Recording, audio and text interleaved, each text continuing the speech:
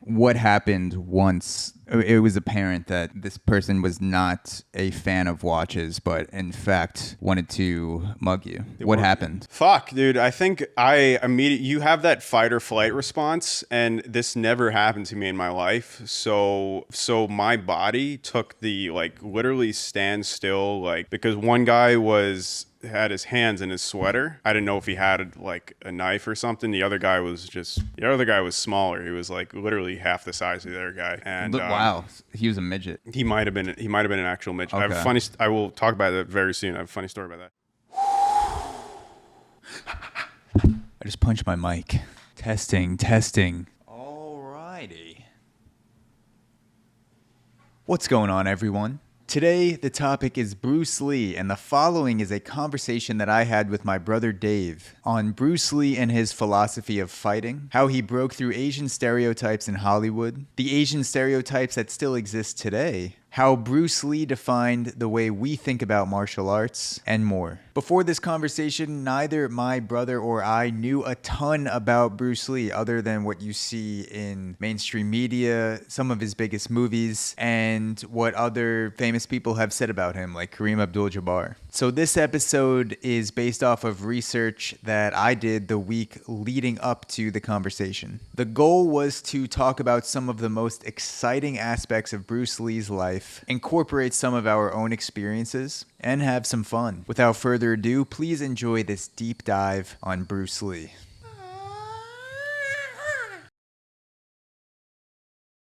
Today, on the Aux, we are talking about Bruce Lee. And I'm excited because before doing research for this episode, I knew almost not a lot about Bruce Lee. I knew him as a general martial artist, someone that is important in the realm of martial arts. I heard Joe Rogan talk about him on multiple podcasts, but I didn't really know a lot about his specific style of martial arts, acting, philosophy, and so I'm excited to get into the topic of Bruce Lee today for a long-form conversation.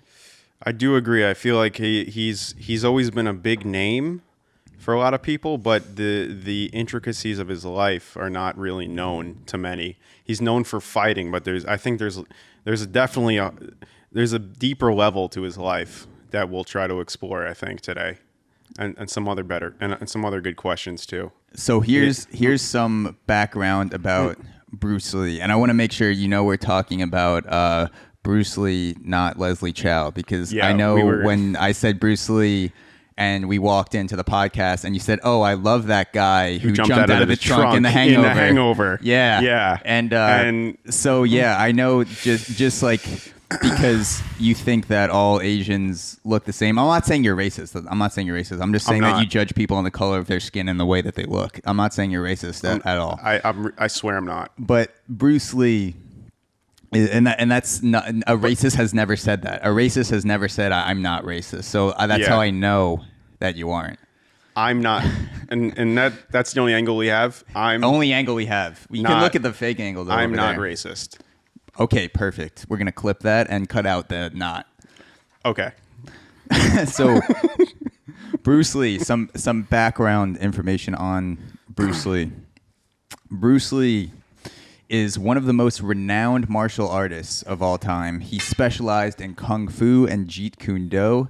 And Jeet Kune Do is a combination of martial arts disciplines that paved the way. A lot of people say paved the way for MMA and the general combination of martial arts in general, mixed martial arts. He's also a movie star, and Bruce Lee, I would argue after researching him this past week, is known just as widely for his philosophy about fighting as he is about fighting. That's what people seem to talk about. And he's a legend not only in martial arts, but in the way he thought about how martial arts applies to life and self-expression. So what do you know about Bruce Lee? What is your understanding of Bruce Lee coming into this episode? Because I know that you didn't do any sort of specific dedicated research to Bruce Lee before this. And what's your understanding of him? Well, like I said before, I mean, I 100%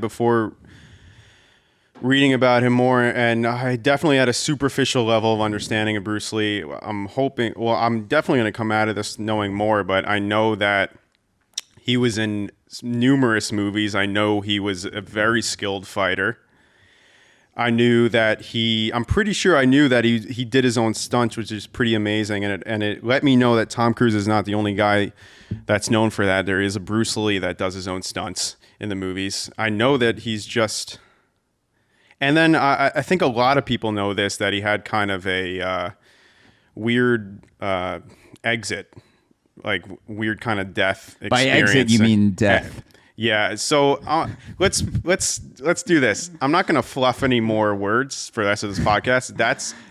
It was a gruesome death. He had a weird way of his body stopping functioning. Yeah. And ceasing to live. He had a weird exit strategy from life.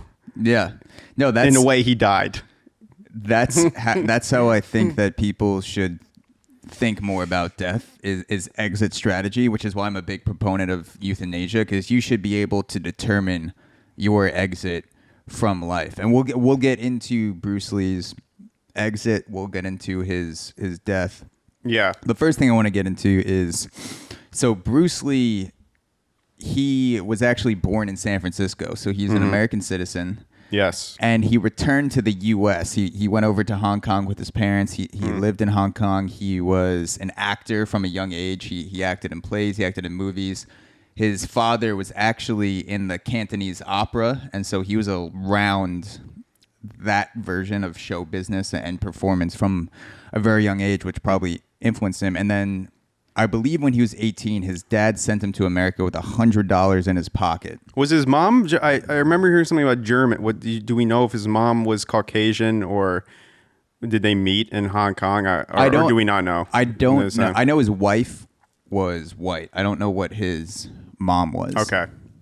And so Bruce Lee came to America when he was 18. His dad sent him with $100, and he started teaching kung fu lessons to Westerners out of his parking garage, which was not a widespread thing at the time. Karate was popular, jiu-jitsu was popular, but kung fu and his version of kung fu was not popular in the United States, and it especially wasn't popular for Asians to be teaching white people to learn kung fu. And so, which begs the question, if you sailed off to a foreign country with $100 in your pocket, what would you teach people to survive? What sort of skill would you bring to that foreign country in order to sustain yourself? So immediately came to mind was drumming, but that's not a survival skill. That's what I know best. It could be a survival skill. You could, well, if people are willing to pay for it, then that is a skill that you can use to survive. And you can there's also the weapon aspect, so you can combine martial arts with the art of drumming and actually invent your own style of drumming, which means we need to make a name for it if we're going to combine kung fu and the art of drumming. Drumfu, would it be? Drumfu. Or we could call it, who's a famous drummer that comes to mind? Travis Barker. Is there a play on words we could use with his name? Travis Barker, jiu-jitsu, Travis Barker, kung fu. Travesty. I'm trying to think right now. Blink 180 Foo? Is that? Wow! Blink 180 Foo. Wow. This podcast almost ended 5 minutes in. I was just gonna stop talking if we Blink yeah, dude, Blink 180 Foo.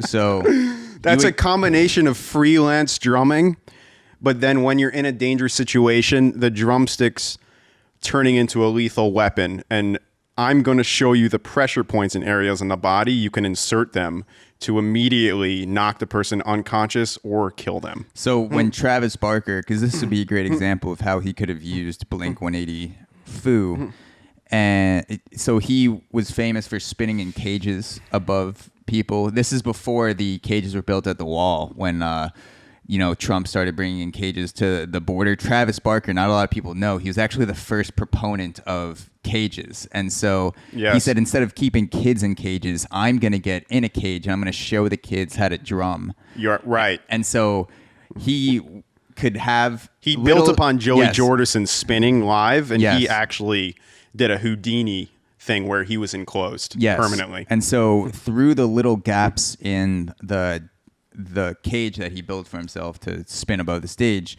he could drum. And then if he ever felt like he was under attack or in a dangerous situation, he could pull an extra drumstick out of his back and then sling it at someone, kind of like, what's the thing called? Not a boomerang, maybe a ninja star. Almost like a ninja stick, like a ninja drumstick, like ninja. Did you see that coming? No, because now there's a ninja stick in your forehead, in your throat and forehead. Exactly. So Blink 180 Foo would be a great way to teach people if you had to get if you were in the opposite situation, if you grew up in America and then mom and dad shipped you off to China, to Hong Kong when you were 18. Yes, you could come over with the art of drumming and the art of kung fu. Yes. And then teach people how to fight and also drum. I just thought of another real thing, an actual advice. So I'm taking this from personal experience.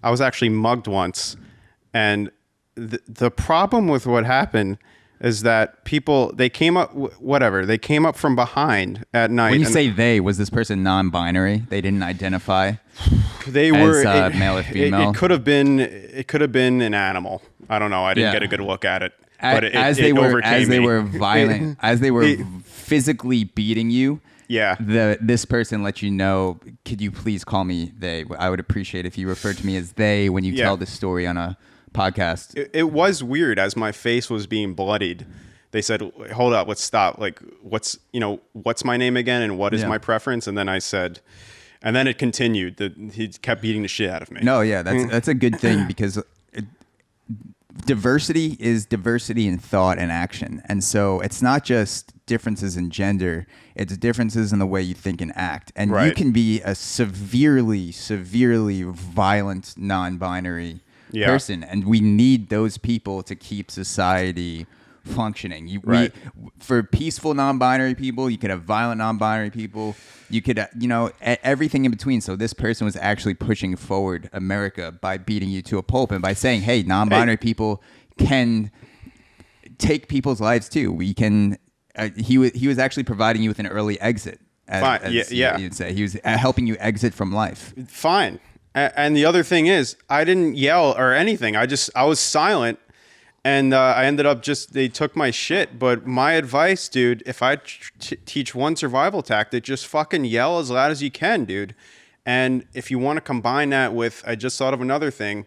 One of Kevin Hart's special, he said, if someone is going to attack you, just take all your clothes off as fast as possible, and no one is going to harass or attack a naked man that's yelling. So that combo should keep you safe wherever you are. I actually do that before an attack. So before anyone has made it clear that they're gonna try to physically hurt me. Yeah. Even when there's no threat, I will start just ripping my clothes off in a quick manner and just throwing clothes all over the place and screaming, just in case there was someone close by that was thinking about attacking me. And that's called taking initiative. That's an important thing in life, is to take initiative. Just like Bruce Lee did when he came over to America and started teaching people martial arts and kung fu and teaching people in a parking garage, because you never know when someone's going to attack. And that tied back nicely. And I'm sure that is one of his tactics. It hasn't been out there. I'm just going to go ahead and speak for Bruce Lee and say that the first thing he told students was, in order to prepare for an attack, you have to be the first one to take off your clothes. You can't wait for the attack to come for you. You have to come for the attack. Literally. Literally and figuratively. Right. Come ready for the attack and come on the attacker. Right. Yes. Yeah. It's a projectile. It's a projectile. It's whatever you want to use it, but it's a weapon. So what happened when you got mugged once the person identified themselves as non-binary? So The real scenario is that it was two guys. One came from, it's so weird talking about it, but one came from, it was like dark out. I was walking. One came from behind. One like stopped me in front very calmly. He's like, "Is that a watch you're wearing?" He's like, I don't even know. He was like, "What?" See, dude, when you have like adrenaline going, you don't like remember clearly, but he said something about what time is it? And then he's just like, "Give me your fucking watch." I was And like, he was "Oh like, shit. Like "Mug no one time." said it that confidently before. I will give you my watch. That's fine. You need to know the time. I'll give you my watch." And then he said, "Open your bag. We're stealing your shit." And I was like, "Wait." That's what he said. He said, "Open your bag. We're stealing your shit." I don't want to go. I don't want to go on record, but he said, "Open your bag. We're stealing your shit." Okay. I just said the exact same thing. So you're going on record. You're literally going on record and saying, "I'm not going to go on record, but here's a record of me saying this." But here's let me just put my hand on the Bible. We're stealing your shit. Yes. And yeah, I was actually, to be honest with you, I had no fucking idea what to do. And maybe learning more about Bruce Lee or something in terms of fighting training, maybe in the future I'll know what to do more. But I was honestly like frozen. And then they went off with my stuff. And then that was pretty much it. I think I walked up the street and some dude was outside and he was like, and I walked up to him, but he was so confused. And I'm like, someone just like mugged me. Like, "Can I have your phone?" Like, "I don't have a phone. Can I call someone?" And then he told me those two guys he just saw them trying to pick lock his car 5 minutes earlier. So I was like, motherfuckers, if they were successful with the car, I would have been fine walking home. And then So that guy indirectly mugged you. yes. Yeah. So- Then by the neighbor scaring them away, they were directed onto me. Okay, so this citizen who is protecting his property was actually responsible for you my mugging. getting mugged. And so Right. had he not been so responsible, And I pressed he charges. might have been the one who exited, exactly. You press charges against the guy who's promoting, protection of property, rights of citizens. And okay, Yeah. so these guys, they walked up to you and said, "Give me all your shit," basically. Yeah. What happened once it was apparent that this person was not a fan of watches, but in fact wanted to mug you? What happened? Fuck, dude. I think you have that fight or flight response, and this never happened to me in my life. So my body took the like literally stand still, like, because one guy had his hands in his sweater. I didn't know if he had like a knife or something. The other guy was smaller. He was like literally half the size of the other guy. Wow, he was a midget. He might have been an actual midget. Okay. I will talk about that very soon. I have a funny story about that. You were mugged by a midget? I actually, yeah, That's funny. And so 100% had the response where I was like, not fighting. Like, I don't know I didn't want to risk my life for my belongings because those are material and I'm a life. That was my thinking. So I said, two guys, I said, "Just take my shit," and they ran. And my adrenaline was going so hard that when the police asked me what their height was, my mind was so fucked that I said one was 6'2" and one was like 5'4". And I'm pretty sure they were all normal, or one was like 5'3". I don't even fucking remember. But that's now down in record. So that's I mean, when things happen like that, your memory does get impaired. When you have a shock, when your adrenaline is pumping, yeah, a lot of times you misremember things in the moment, or when you're describing what happens, it doesn't always come out clearly. Do you have a moment where you feel like the adrenaline may have altered your sense of what happened to you? The adrenaline may have altered my sense. Or it was such an extreme moment where it's like singed into your brain because you just had like it was like a survival thing, or just like a very emotional, acute experience. An emotional, acute experience. I think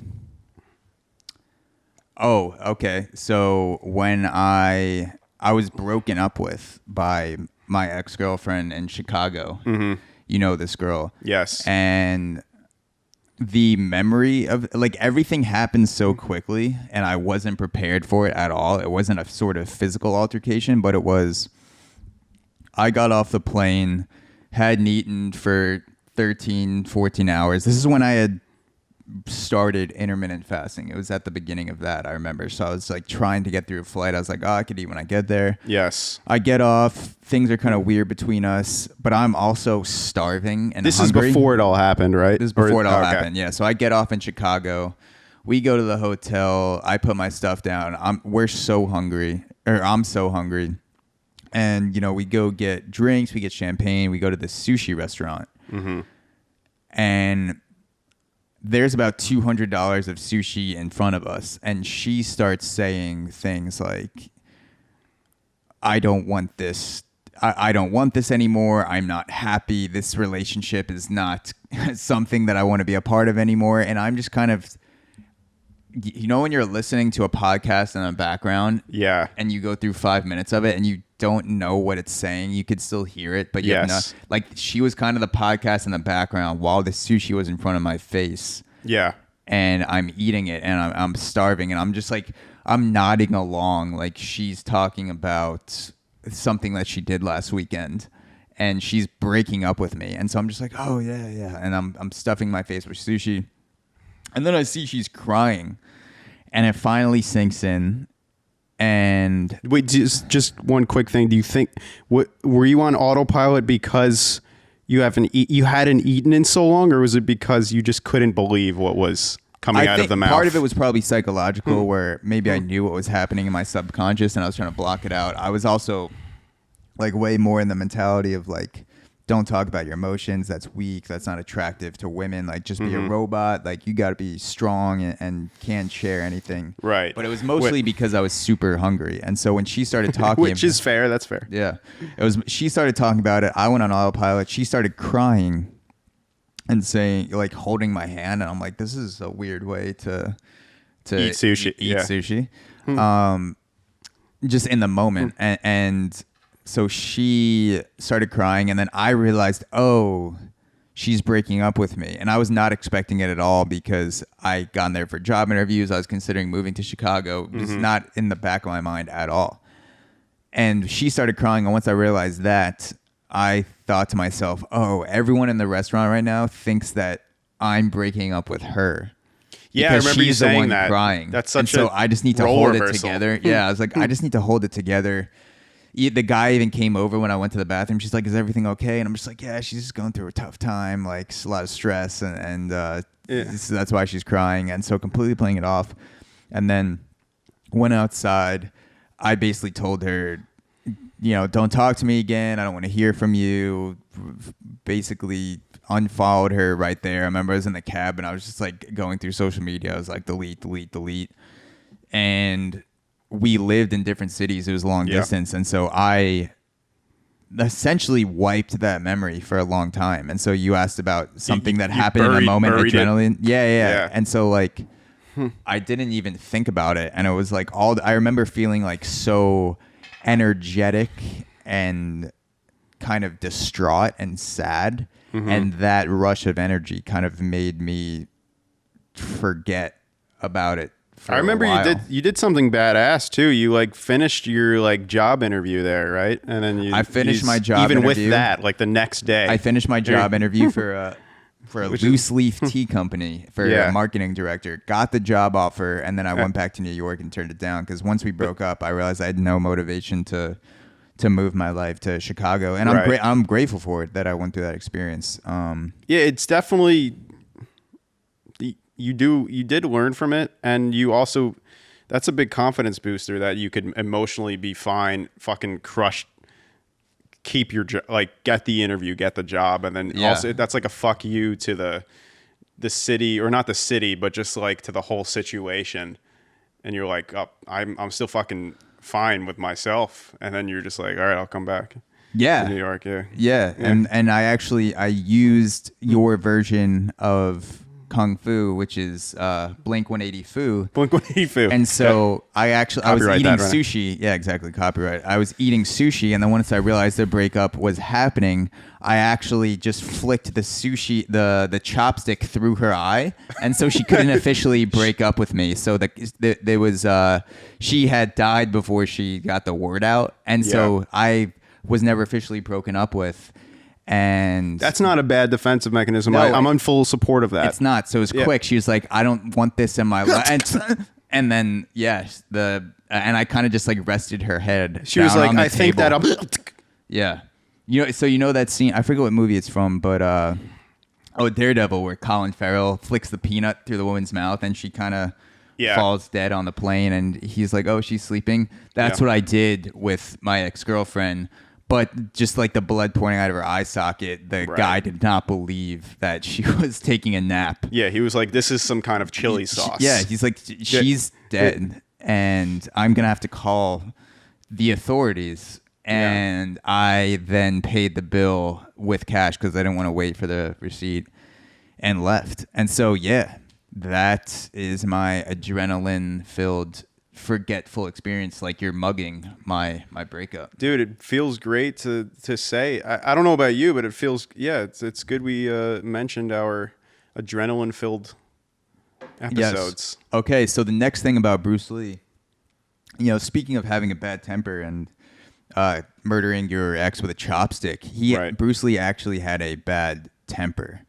And he was on record saying that violence in the form of martial arts actually helped him keep that temper in check. So is there an experience in your life where you either have a huge temper tantrum that stands out, something that you've done, or you've watched somebody have a temper tantrum that left an imprint on you? Any loss of anger or control that comes to mind that would, maybe benefit from martial arts, having you use martial arts to kind of like keep yourself in check or that other person? So when you say will martial arts help, do you mean physically or just like the mental just aspect? Like mentally in general, like if you some loss of control where it was just obvious to you that this person just lost their temper, lost everything, and didn't have any sort of system in check where they could check themselves and recognize like, oh, this is out of control and I need to stop. Because Bruce Lee said that was a big part of martial arts for him, like the psychological effect of keeping the peace in his own life. Yeah, man.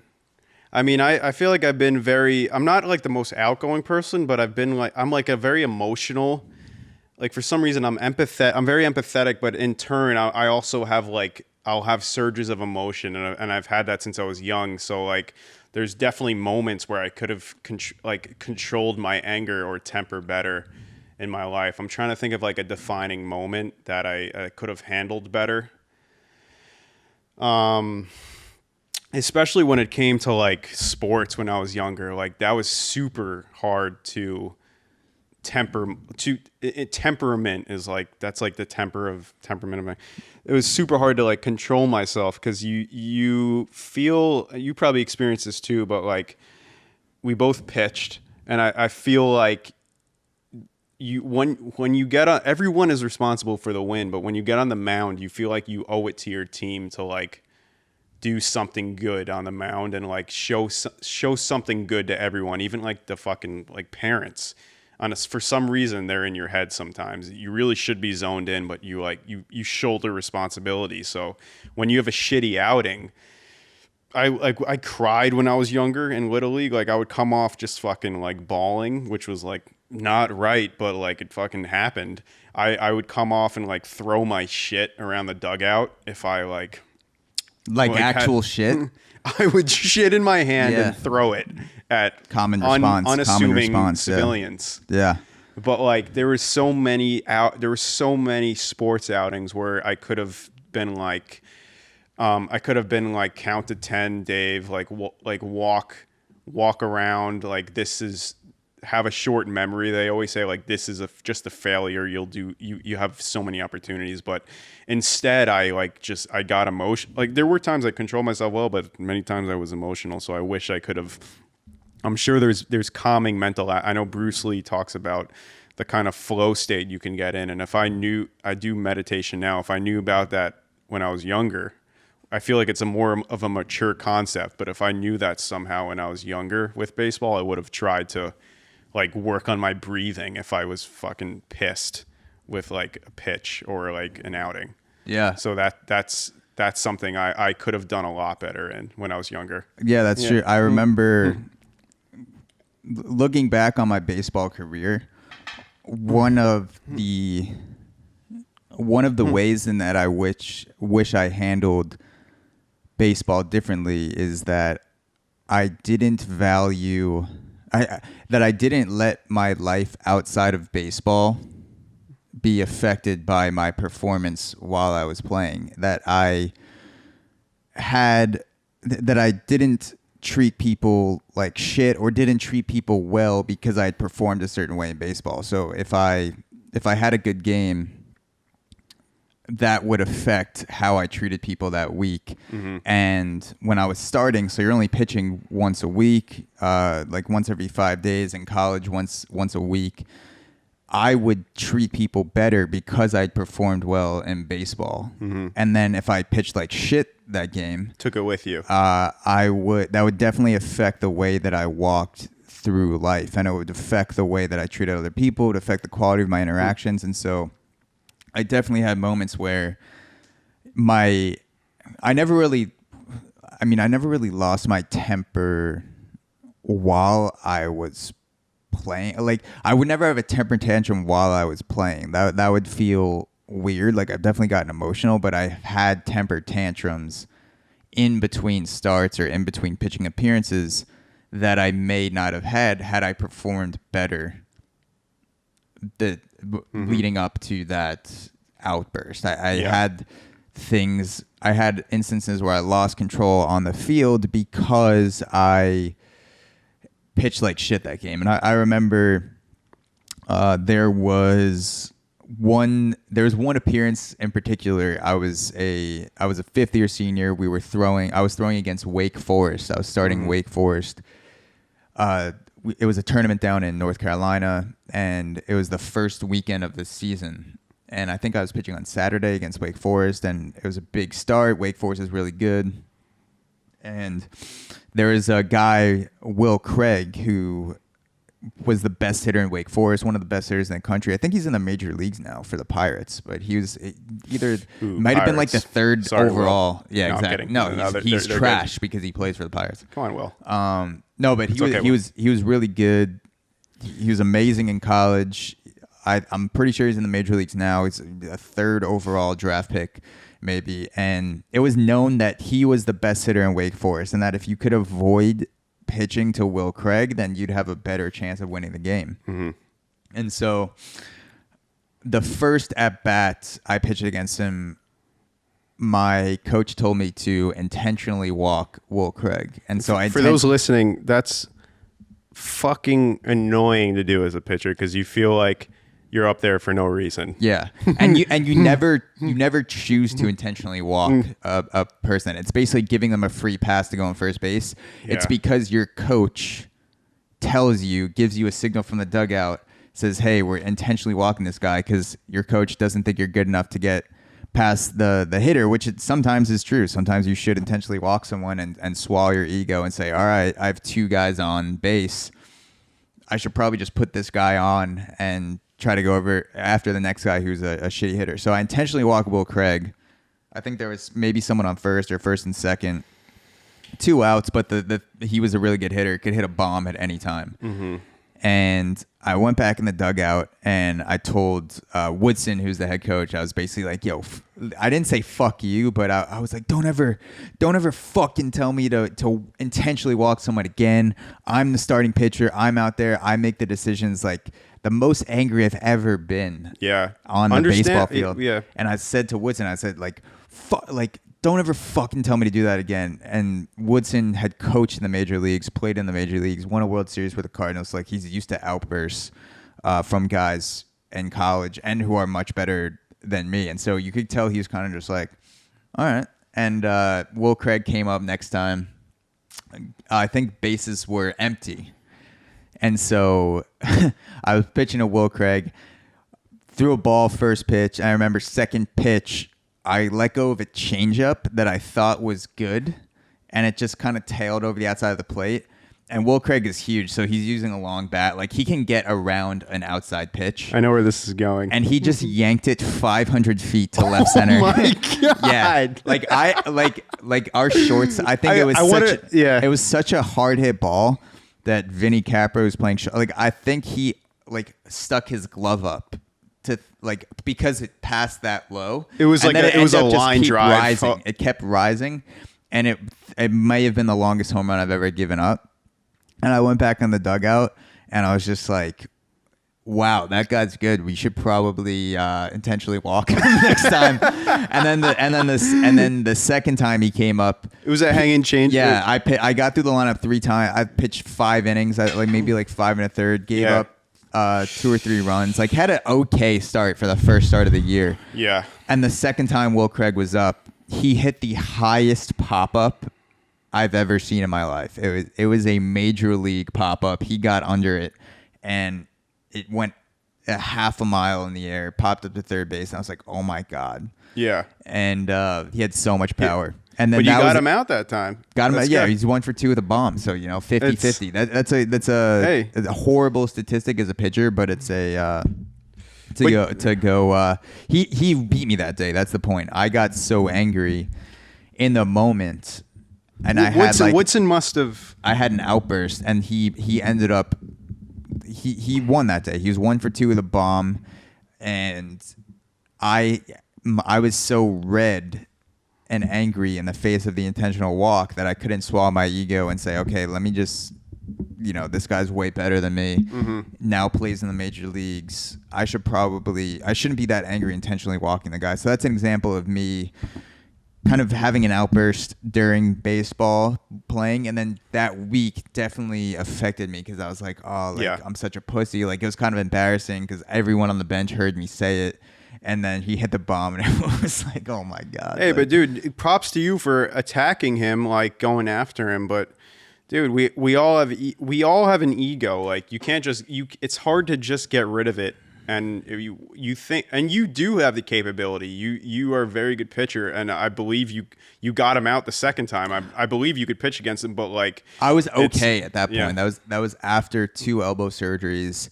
Yeah, I was throwing velocity went down a little 80s. bit. Yeah, I was probably throwing maybe 84, 85 that day, first start of the season. Before that, I was able to run it up into the low 90s as a sophomore. Yeah, and so at that point, it was kind of my last hurrah where I realized my arm was never going to be the same, but I wanted to keep playing. So I wasn't great. I was a serviceable college pitcher. And then someone came to you and said, do you want to be a podcaster or the next R.A. Dickey? And it was close. It was a close decision. Yes. But yeah. You went with And podcasting. The knuckleball was getting there. And then you were like, you know what?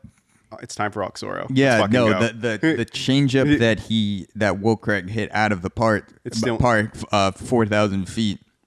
He actually thought it was a knuckleball because it was so slow. Yeah, and he was like, "Oh, this is like a floating pitch?" And meanwhile, that was my 2-seam fastball. Yeah, and then he yanked it and hit it 930 miles to left center. It's a humbling experience. Yeah, I think I do remember some homers off me, and it's a humbling. It's very humbling, but it also lets you know how to get them out the next time. Mm-hmm. So, have you ever been in a fight? Since we're talking about Bruce Lee, before we get into some more specifics about him, have you ever been in a fight? And if so, would Bruce Lee, knowing what you know about him now, would he be proud of your performance? I have not been. No, I've not been in a full fight before. I actually I have a friend that I used to do grappling with when I was younger, but just for practice, in the house, I would do we might even used to wrestle when we were younger. I can't remember. Yeah. But we did grappling when we were younger in the house, UFC style, and we would try to submit each other, but not out of anger. We were doing it for fun. And I'm trying to think if and then, people have, in high school, there were kids that were talking shit at times, or just like would fuck with me, and we would get into like a little scuffle, like on the turf or something. I never had a full out fight because in my head, my notion, I mean, it might have been ingrained from my childhood, but like I just like it's just this notion of like stay out of street fights because they don't have officiating, no one's stopping a headlock or anything, and you get knocked out and your head hits the pavement and you can get permanent brain damage, and 3, there could be weapons. So in my head I'm always like, dude, if someone wants to fight, it better be controlled competition because I don't want to die, basically. Yeah. Oh yeah, that's a good point. Even I felt insecure about fighting, not being able to fight when I was younger. I did actually get into one. I mean, we had this kind of like dojo thing in the locker room in baseball where we would wrestle each other. Yeah.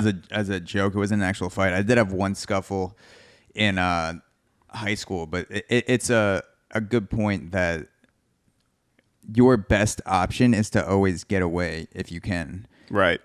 I used to be self-conscious when I was younger about not being able to fight, and then I started taking Muay Thai one-on-one lessons in June 2020, so almost a year ago, and now I go to a local gym in Brooklyn, and I thought one of the things that I've learned through practicing Muay Thai, and I'm still a beginner, and I'll be in the beginner stages for a while, is that there's so many ways in which you can get caught in a fight that a person doesn't need to be super skilled to do. Even if you're a skilled fighter, there are ways in which you can lose your footing. Yes. You could slip. You're not on mats, like you were saying. You're not in a gym getting in a street fight. You're at a bar, or you're outside in the street somewhere. Alcohol's involved. You're on uneven surfaces. Your reflexes there's multiple people involved. So it's like, oh, you think you're on a stable surface, then you step back off the sidewalk, or there's like a cardboard box or like a dumpster behind you that you don't see, and like you go to kick a guy or punch a guy, and you slip in a puddle of like leaked oil from a car that was parked there, and your head hits the pavement.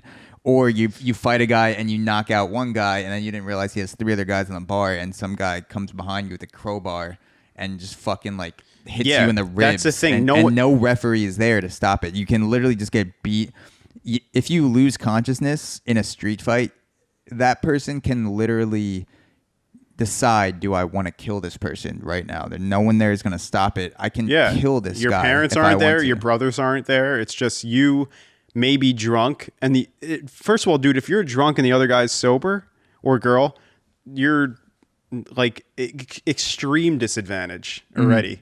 His friends pull up that are sober, and I mean, dude, and first of all, getting jumped, I've not experienced it, but it seems like you can't. Well, you got mugged. Oh yeah, I got mugged. That's true. 2 people. Did you get beat? Did you get hit? Or no, was they didn't hit me at all. They took your stuff. They didn't hit me at all. They didn't want any.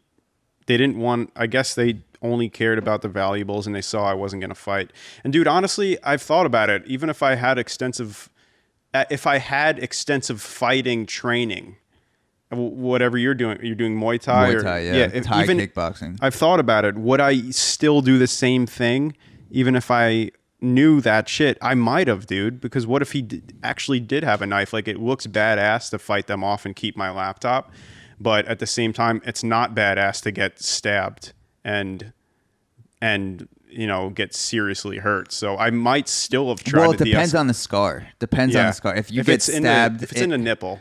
If you get stabbed, maybe you have like a cool face scar or like an arm scar. Yeah. And you can tell a story about it. That may be an advantage to getting stabbed, which is something I often think about. I'll put myself in situations to get stabbed. Right. Is that I'll ask the stabber, can you please put this in a cool spot? Right. I want to wake up with stitches and be able to get pussy off of this attack. Right. They always say to go to a relationship counselor, watch some videos on how to date. The biggest thing you can do is actually just get into a fight and get stabbed in a visible area, while wearing a short sleeve shirt, if it's visible, the stab, that's going to be the biggest enhancement to your dating lifestyle. No, Tim Dillon actually said this, one of my favorite podcasters. He said that going through a near-death experience is a replacement for therapy. So a lot of people go to therapy and they want to work through life and find out the meaning of experiences, what emotions they're feeling, why they're feeling them. A replacement for that is actually a near-death experience. So if you think you're going to die, you get a shot of adrenaline, you get all this perspective shift. Yeah. You go, oh, I almost died. And so that is why I think it's a healthy thing to go out on the streets and try to get stabbed so you save money on therapy later in life. It's a quick thing. You pay the medical expenses. Hopefully you have a good health insurance. You have a good job. It covers it. Right. And then 50-50 chance you'll die, but good odds. Better than a lot of odds. Bad. Yeah, it's better. It's better than this fake virus. Compared to landing on, let's say, landing at Normandy, it's better odds than that. So look, try it out. Yeah.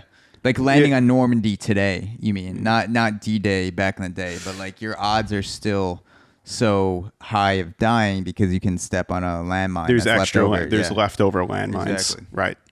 So one thing about Bruce Lee is that he's a huge advocate of Kung Fu. We mentioned that he came over to the United States. Jiu-jitsu was getting popular. Karate was very popular. And he combined jiu-jitsu and karate elements of other martial arts. And he was an advocate of Kung Fu. And eventually he invented his own form of martial arts called Jeet Kune Do.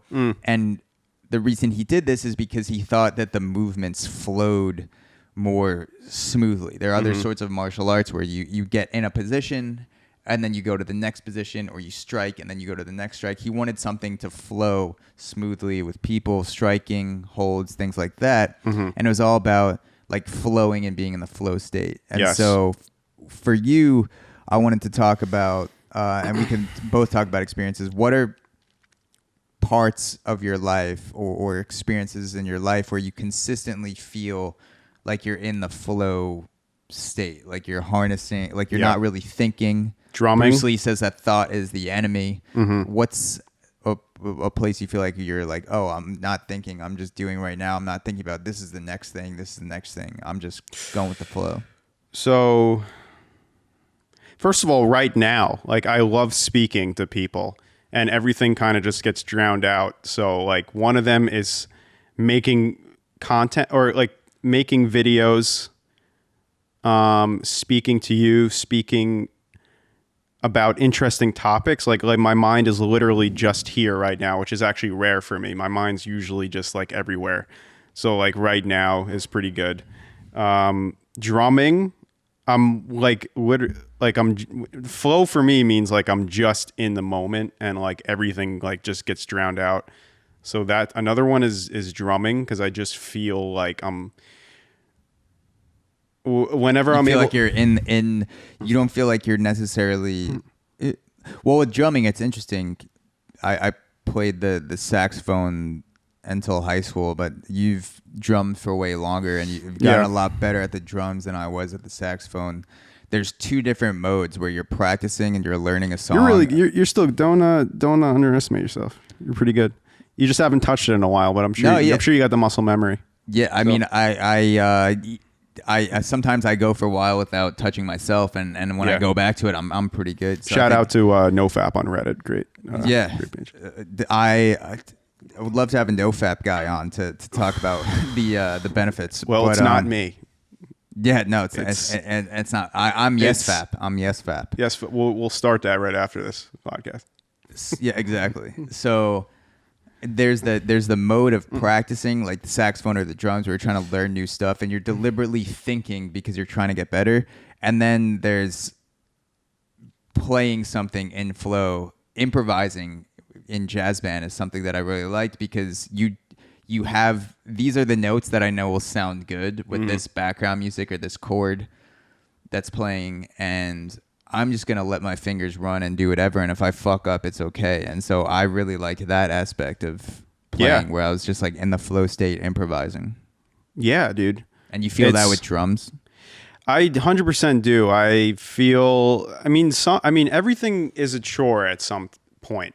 Like, even if you feel like you're in the right career, there's days where you wake up and you're like, this is going to be a struggle today, but I have to do it. So, like, sometimes I sit at the drums and my creativity is just absolute shit. Most of the time I feel good on the drum set, but yeah, you do have those days when you're like, dude, I can't, my hands are not fucking working right now.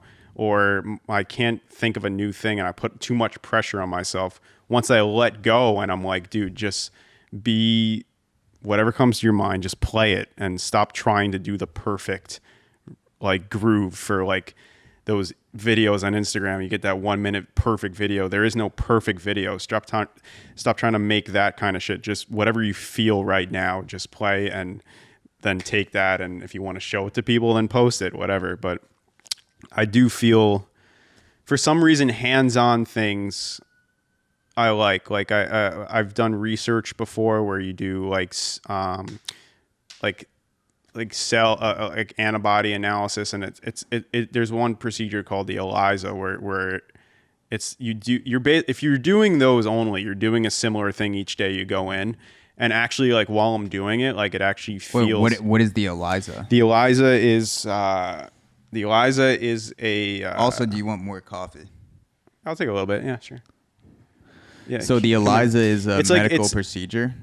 You can analyze the... fluorescently with a spectrometer, you can analyze the level of... what I'm specifically doing is looking at serum, which is from the blood and urine samples, and you can measure the amount of inflammatory or anti-inflammatory cytokines, which are just like markers in your immune system. And this is why you are against no fat, because you ejaculate into petri dishes and then you study them. Right. So that's what I was getting at. I'm actually I can't be no fap. Yeah, because it's part of your job. That's it gives me the bucks. But so I analyze the level. It's pretty cool. There's a lot of incubating, but once you get the markers all set up on the plate, then you can actually like use a machine that shows you fluorescence and like, do you have a lot of different markers in your urine and blood? And these are from like prostate cancer patients. But while you're doing it, there's a lot of hands-on shit. And for some reason I like that, because like when I'm still, for some reason, if I'm not meditating, if I'm just doing nothing, like my mind just wanders sometimes, like, oh, you should be doing this right now. Or, oh, like this person's getting ahead because they're doing this. Oh, you need to speed up your work. Or you should be just things that are sometimes, I mean, imagination can be a good thing or it can be like a worrisome thing. So when I start taking action and doing something, like that's like a very consistent action. Like, what did I say? Drumming, speaking, ELISA's like, I get in this like flow state. It's kind of weird. But it's like, it's calming for some reason. Cause it feels like you have like a purpose. Like you're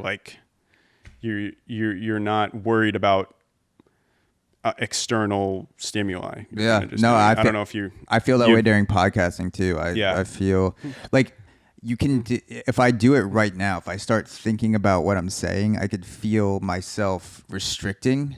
And then I feel like that's when people freeze up or they get anxiety, because you're thinking about what you're going to say instead of just letting it flow. And freeform, exactly. When you're podcasting, when you're really listening to someone and you're not overthinking it, the way I see it is I do the preparation before. So whether I'm speaking to a guest or speaking about a certain topic like Bruce Lee, I do all the research before. I do the thinking before, where I try to think deeply that week about what do I want to ask this person, what sort of topics I want to get into, how do I combine it with pop culture, what's going on right now, what are people interested in. Yeah. And then once I write those out and once I have notes for the podcast, then the recording of the podcast is like this flow state celebration of, okay, I did the work, now let's just have fun. Notes are here to guide the conversation, but just don't use them as a crutch. Don't stare at them the whole time. Just like talk about the things that come up with the notes kind of like as this skeleton Yes. guideline. And you can't really do that if you're overthinking everything you're going to say. Like the time to think about what you said or what you're going to say is before or after the podcast. So you can listen to a podcast and say, oh, I should have gotten into this, or I didn't say that well enough. Or before the next podcast, you can say, I want to emphasize this that I didn't last time. But you can't create meaningfully and edit at the same time. Right. Those two processes are best when they're completely separate. You have to be creating all the good and all the bad all at once, and then go back and get into editing mode. Just let shit flow out of you. I think that's a great point. Like Johnny Depp, I heard, literally just does his parts and then he just gets the fuck out of there. And he doesn't even watch his own movies. He just says, okay, like I did my job. Whatever came out of me came out. Now edit it. And that's the Pirates of the Caribbean. And there's another actor, Adam. Who's the guy that used to be in the Marines or used to be in the Army? Now Adam Driver. Adam Driver, yeah. He, I don't know if this is true. I read it on the internet, so there's 100% chance that it's true. It's true. Everything you read, especially on AUXORO. It was on the No Fat Reddit, yeah. And Adam Driver apparently doesn't like watching his self on screen. Doesn't like watching premieres, seeing himself. He obviously enjoys the acting aspect of it and he's really good at it, but he doesn't like seeing himself. And I never understood that until I started podcasting, when I'm editing myself and hearing myself. And I think there's something about hearing and seeing yourself where you see all the flaws. It's like you can't see yourself and listen to yourself in the background. I turn on a podcast and I enjoy someone like Tim Dillon or Joe Rogan or Lex Friedman, and I don't focus on the cracks in their voice, or did they enunciate something properly, or are they using fill words like whatever. When I listen to myself, sometimes I don't focus enough on how did I do in this conversation as a whole, and I zero in on all the flaws and the way that I said things in my voice. It's more surface level shit. Yes. And I imagine, I can't speak for Adam Driver, obviously, but I imagine that's part of why he hates seeing himself on screen, because you can't really separate. It's really hard to separate that when you are watching and listening to yourself. How good of a performance is this? Like, what are other people getting out of this versus, okay, this is every little thing that I see wrong with myself, and I'm going to focus in on that. And it's kind of like once you see it, it's really hard to not see it. Yeah, I agree. Even I'll look at like the faces I make in my drumming videos and I'll be like, what the fuck are you doing? Well, you should stop doing blackface. I think a lot of people, if you didn't do blackface in every drumming video, then I think a lot more people would realize that it's you. Is that why the view count is going down? Yeah, because people, you try to get people to follow your Instagram, but you use blackface on every drumming video on Instagram, and so people don't even realize it's you. So I think once you drop the blackface, then people will tune in more to watch you drum. I didn't realize it was a sensitive topic until now, but now that you're telling me, I'm going to work on that. Yeah, no, it's you gotta take risks creatively, and so I respect the way that you do it on your drumming videos, and add it, use it. You even like go through the trouble of saying like, I am now not the same person. I'm going to take on this face that is black, and now I will also drum. Right. Yeah. I'm gonna realize that now. I'm gonna acknowledge it, and I'm gonna take steps to improve. Yeah. And so for people listening to this, you're actually wearing blackface right now if you're not watching the video. Right. Yeah. And so this is why people aren't following you on social media, because they don't know who you are. And so a reversal of it. Yeah, exactly. One of the things, so we talked about Bruce Lee, his fighting philosophy, some of the things he did when he came over to America, where he was teaching Westerners how to fight, his style of kung fu, combining different things. Let's get into some of the things he did with movies and acting. And so he actually, like we said before, he grew up on set. His dad was in the Cantonese opera. And Bruce Lee actually starred in many movies as a kid and a teenager. And one of the things that he did was he took a girl to a movie theater that I believe he eventually dated. And there was a movie that he filmed when he was younger called The Orphan. And he took this girl in America to see The Orphan without telling her that he was in it. And she's watching the movie and she's like, "Oh my God, this is you." Like, and he's like, "Oh yeah, sorry. Like, that's I'm in The Orphan. I'm like he's literally starring in the movie and took her to see it. Yeah, and that's such a Leo DiCaprio thing. That he probably does it too. So this is the question: Is this the biggest power move in the history of dating? Did Bruce Lee just do the biggest power move in the history of dating by bringing a girl to a movie that he stars in, not telling her before, and then he's on screen? The amount of people that can do that, the percentage of the population that can do that as a first date power move is so small. Yes, and that's Bruce Lee did it. Is it the biggest power move in the history of dating, or is there another move that's better than that you've heard, or is that the number one? If the girl didn't marry him after that, then she's racist.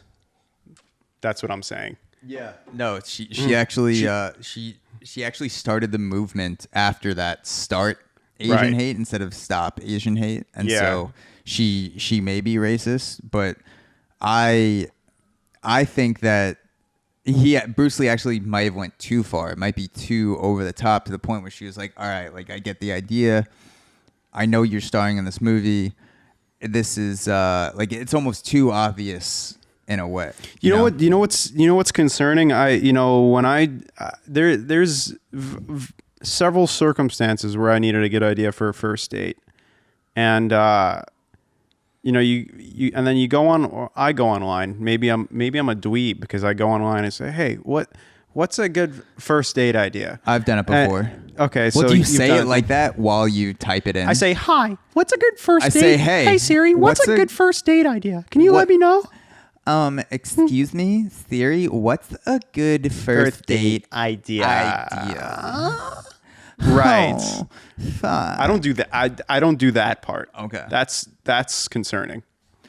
It is, and I should talk to someone. So you put it in Google and you say, "What's a first date idea?" But what I'm saying is, there's usually 20 to 80 things that they suggest, which is, first of all, fucking give me one, or give me 1 to 5. Don't give me 80 first date ideas.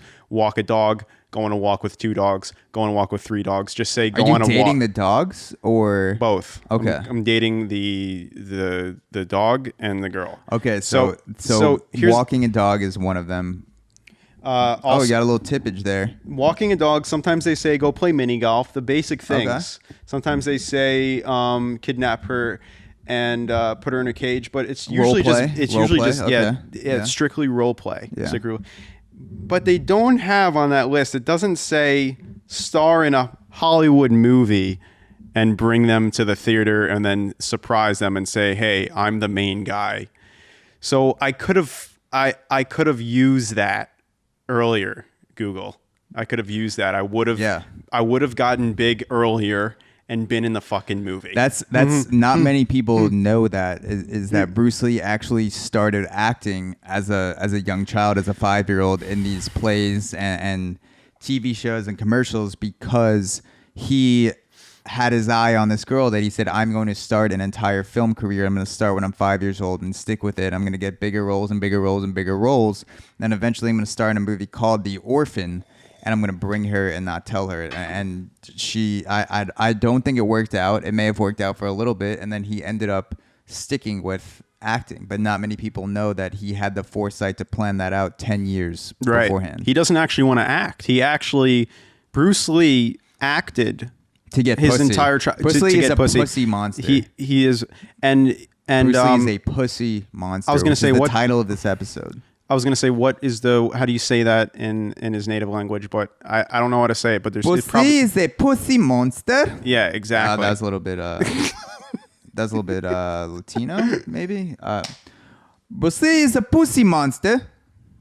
That I think that was a combo of like 14 languages, right Bruce there. Lee is a pussy. Bruce Lee, yeah. That's kind of a French. The more languages we do, the less racist it is. The more accent.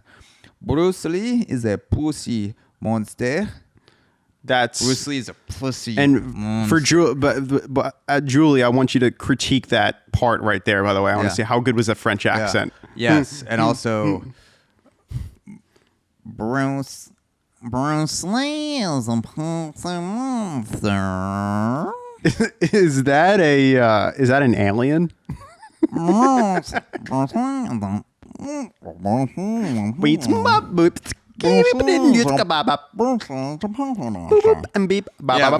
we have to do deaf.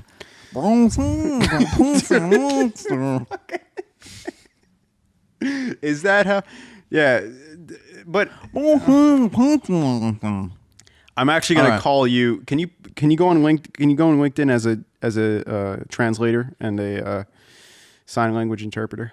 Yeah, because I couldn't find anyone, but after hearing that performance, I think you should immediately put yourself on LinkedIn. Yeah, no, people don't know we're actually the number one podcast in the deaf community, which is weird because there's no way to actually prove that they listen to the podcast. There's no, but for whatever reason, people press play and they just let it run, and that's basically it. And they have no visual either, so there's no way to tell they know. No subtitles, nothing. There's no way to prove that they actually enjoy your podcast. Yeah. So is Bruce Lee's movie move where he took the girl to the movie, didn't tell her that he was a star? Is that the biggest move of all time? It's very and if it's up not, there. Is there another move? What move works for you for dating? What's your first date move? I'm gonna go back to the Kevin Hart instance where you just kind of take all your clothes off as soon as possible. Okay, so that's you'll do that, and then once the date starts getting going, what are some things that you do on a first date that have been consistent for you and have shown some signs of working? Fuck, we're actually getting serious here. The things that you should do. I was serious about my deaf impression. That was everything we've said is serious. Yeah, this entire there are no jokes on this podcast. There have been no jokes so far. Yeah. On a date, you want to establish Dominance. that you have at least $10 million of savings as soon as possible. Yes. And the way you do that is you say, check my Bitcoin account in front of her face. That I was just going to say, you open, you carry around a jar because you have to assume the person you're bringing on a date doesn't know too much about crypto. They can't. That's a rule. They can't know too much. So you take out a jar with foreign coins that they don't recognize, and you say that these are 15 crypto coins. Yeah, each worth $50,000. This is Bitcoin. Yes. This British coin that I had in my room on vacation from 10 years ago is actually a Bitcoin, and I have 10 of these, and therefore I'm worth about $500,000. Right. And you convince her. Hopefully she has no idea what crypto is or what Bitcoin is, and then you can establish dominance. Look, emotional connection, honesty, compassion, listening, those are all good values, but what do they mean without cash or crypto? What do they mean without a large stash of Bitcoin? Nothing. Yes. They mean nothing. Exactly. So those are the soft traits that matter. What about the digital traits? Exactly. Such as Bitcoin for dating. That's important. That's important. So speaking of being rich and having a lot of money, Bitcoin especially, ride the Bitcoin train if you're on it. If you're not on it, get on the Bitcoin train. So speaking of rich people, Bruce Lee actually set up a school in Hollywood for Kung Fu and martial arts where he taught actors and athletes to train like Steve McQueen, like Roman Polanski, James Coburn, Kareem Abdul-Jabbar. These guys all trained with Bruce Lee. Friends with, Were by the friends way, friends with Bruce Kim Lee. Kim Jong-un's father. Yep. Kareem Yes, Abdul-Jabbar. yeah. Kim Jong-un. Just had to sneak that in there. Also went to the school. And so, yeah, these guys like Steve McQueen, Roman Polanski, James Coburn, Kareem, all trained with Bruce Lee and were friendly with Bruce Lee. And Kareem talks about Bruce Lee a lot, where he was great friends with him, eventually acted in a movie with Bruce Lee. And Kareem did? Kareem did, yeah. Kareem Abdul-Jabbar. I didn't know that. 7'1" or 7'2". Yeah, he fought Bruce Lee in a movie. Holy crap! And that must. I need to watch it. I think it was now. The Way of the Dragon, and Bruce Lee kills Kareem Abdul-Jabbar. It's crazy because Bruce Lee, he was not tall, but like maybe like 5'5", 5'6", something like that, and he's fighting Kareem Abdul-Jabbar 7'1", 7'2", and there's footage of Bruce Lee and Kareem Abdul-Jabbar training, and then eventually Kareem Abdul-Jabbar had about 10 days off, and Bruce Lee said, hey, can't pay you right now for this role, but we would like for you to fly over. I think he flew over to Hong Kong or wherever they were shooting the movie, and said, hey, can you do this scene? And Kareem Abdul-Jabbar said, yeah, flew over while he had a break in the season, and then he was in the movie, and then there's this whole fight scene with Bruce Lee and Kareem, which is really cool. Mm-hmm. That's something to see. Just the size differential. Yeah. And so Bruce Lee taught a bunch of these actors and just like famous people in Hollywood, set up this school, and he would train people that would fight a movie. And he was seen as a source of Asian knowledge. He was seen as like this Asian guru, then bringing Eastern wisdom to the West, sharing Eastern wisdom with Westerners. And it wasn't really a common thing. And so since Bruce Lee was seen as this guru, who has been a guru or source of great knowledge in your life, whether it's an author or a podcaster, just someone who you watch on YouTube, who's been a source of knowledge in your life that has brought to you a new way of thinking and acting, kind of like how Bruce Lee was introducing this Eastern knowledge to these big shot guys in Hollywood? Anyone that stands out? It's a fantastic question. I have some that come to mind for me. You go first, and then I want to hear yours. So I would say first. I would say 100% Sam Harris with meditation. Okay, Sam Harris has had a huge impact. I was thinking on my the life. mental health neuroscience realm, but that's a really great one. Sam Harris has had a huge impact on my life. Meditation. I use the Waking Up app for 20 minutes every morning. Use it before this, and his talks about meditation and mindfulness and free will have changed the way I think. And he's an example of someone that I've never met, never spoken to, but his writing and his podcast and his app has allowed, like the technology has allowed him to have a huge influence on my life, even though I've never actually met him, which is cool. And the idea of being present, the idea of that everything in life, the enjoyment of life that we're always trying to get to is right in front of you. So like as a podcaster, a thought I often have is I need to get to this level and then I'll be happy. I need to do this podcast or have this person on or talk about this topic and then I'll be happy. Then I can sit back and enjoy myself. The idea of meditation and being present and tapping into your senses is no, you have the ability to break through that false next level of happiness and just tap into your senses right now and say, okay, what am I feeling? What are the thoughts running through my head? I can acknowledge those. I don't have to necessarily follow my thoughts down the rabbit hole. I can literally, like in the snap of a finger, choose to acknowledge something and feel something and see something and just leave it at that. I can have a negative thought and observe that thought as a third party and say, okay, I had this thought. That is a thing. Just like I would see a pillow and say, that is a thing. That is a negative thought. I don't now have to let this thought ruin half of my day. And being able to tap into that feeling of no matter where I am or who I'm talking to or what I'm doing, I can always tap into my senses and become present and truly find some level of enjoyment at a deeper level that doesn't require me to achieve something. Right. That achievement is something different. Achievement is not happiness. Achievement is not peace. In a lot of ways, it can actually be the opposite, where I'm constantly thinking about what do I want to achieve? What goals do I have for myself? Right. That is something different. And now, and Sam Harris has a lot to do with it, I don't view that as part of my peace and happiness. I view the way that I live and my level of fulfillment more of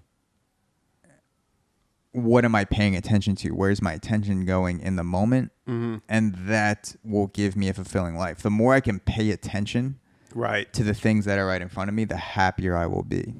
Yeah, that's a really important concept because it's something I've had to like train myself to do as well. Like you are like literally how you're sitting right now, where we are right now, we're fine how we are. Like we always think in our head, I'll be happy when I do this. I'll be happy when I get married. I'll be happy when I save up for retirement. I'll be happy when I have grandkids. But then you're never happy. You're just comparing yourself to people. Why are you not happy right now? You've done so much you should take time to journal each day how much you have accomplished. Like you probably wouldn't even realize how much shit in baseball and podcasting you've accomplished unless you sit down and just fucking, you've done so much shit like since over the course of your life, but you don't realize it every morning. Like you're fine how you are right now. So that's like a really important concept. Yeah. But like you your essence is where you're sitting right now is where you're supposed to be. Like that's just how it is. You're not supposed to be in fucking Denver or Tibet or whatever. You're supposed to be here right now.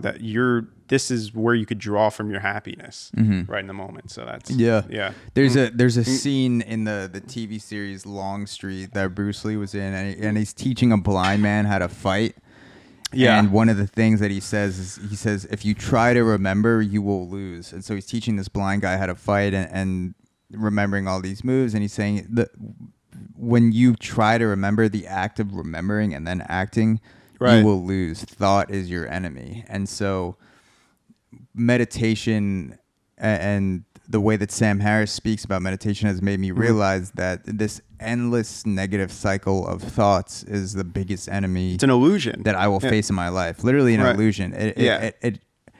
A negative thought, if you don't know how to meditate or pay attention, that you are subject to that thought as long as it lasts naturally in your psyche. So if you don't know how to identify thoughts and recognize them as what they are, just thoughts, and I've done this before in my own life, you follow that thought and it can last for days or weeks or months. People hold grudges for years and they're subject to this negative thought, or they read one comment, it literally ruins the quality of your week or your month and eventually your life. But it's just some dweeb that's just has no connection to you that couldn't get the courage to say it in person. So he's like, oh yeah, look at your fucking shitty shirt and you can't talk about this politic because you're not allowed to. And then the whole week you're like, I want to fucking kill that person. Like I'm going to kill him. Or even right now, a thought that I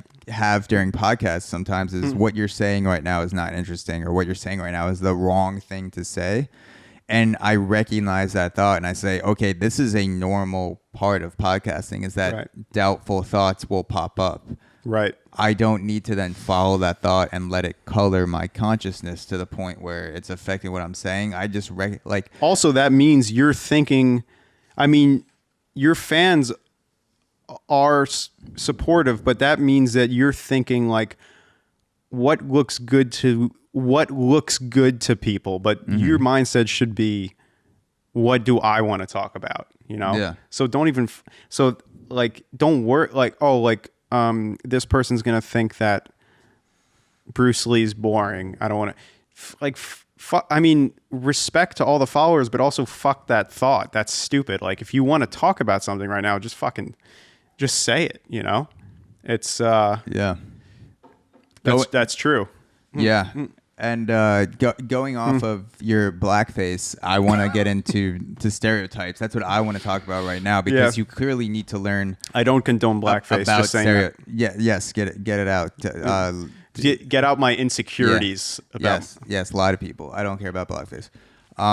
So Bruce Lee shattered Asian stereotypes with his charisma on screen, and Asians were seen as docile. They were seen as compliant. They were always serving people in movies, or they were kind of these caricatures of like the angry Asian guy that's like wild and wacky. Which is, it's super annoying, over the top. And so Bruce Lee, he went on to appear in 4 feature-length films, including Way of the Dragon. He wrote, directed, and starred in Way of the Dragon. Enter the Dragon, which I started watching last night, has gone over to gross over $300 million.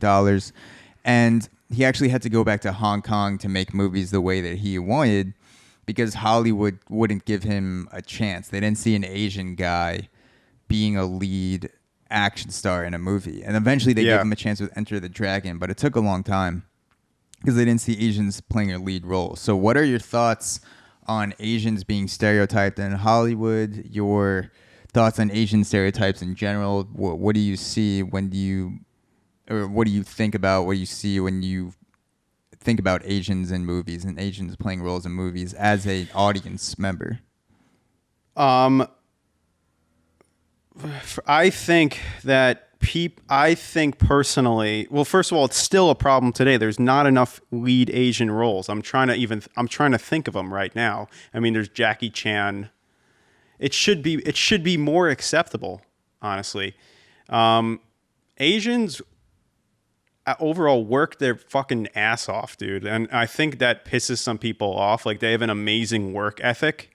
I don't know if it's cultural or themselves, or a combination, but just from having I've had Asian friends, like a fair share. You see them in the media. You hear about, especially like it is a truth. Like, I'm in the medical field, and there are a lot of Southern Asians, a lot of different races, but yes, there are Asians in the medical field. They work their fucking asses off. And I think some people get self-conscious about that, like in a way where like, they wish they had that work ethic, and from that stereotype, from that insecurity, they then stereotype and they say, Asians shouldn't be in movies. Asians, they look different, so they shouldn't be in these specific roles. But I think it needs to be normalized. Like, there's clearly an abundance of good Asian actors, fighters, you name it, and it just needs to be more normalized. Like, the skin should just be a universal thing. Any color, any race should be able to be in. And first of all, seeing more. It's good for kids to see more races in the public eye, like in movies, things like that, because then they'll. I'm 100% not shaming Caucasian, people, any other race. But what I'm saying is that I am. I think Leonardo DiCaprio has acted enough, and he should step aside. Yeah, I wish Asian lead male actors. I was wishing the bear actually just swallowed him whole. And then an Asian would be born, and then would take the role of Asian Leonardo DiCaprio. Asian Leonardo DiCaprio. But that is a good point. There aren't a lot of lead. There's man or women roles. Like, who is the Ken Asian?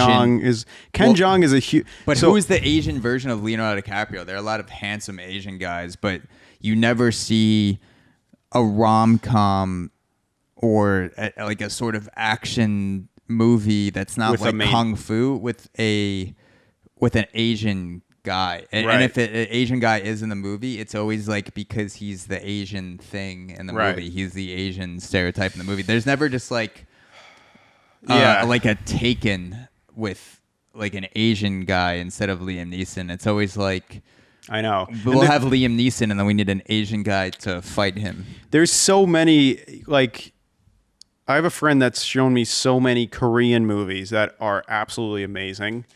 Mother is one of them. There's Burning. There's another very violent one, but it was sick. It was amazing. The Hangover. The Hangover was. Yeah. Oh yeah, so that's what I was saying. Ken Jeong is a beast. Like he should be.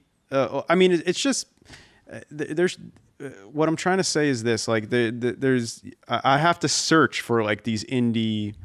Like Asian movies, things like that. There's always movies from specific like ethnicities and for specific countries, but I think they should be more widespread in Hollywood. But it seems like the trend is that countries try to create their own. Like there's Bollywood in India, Hollywood in America.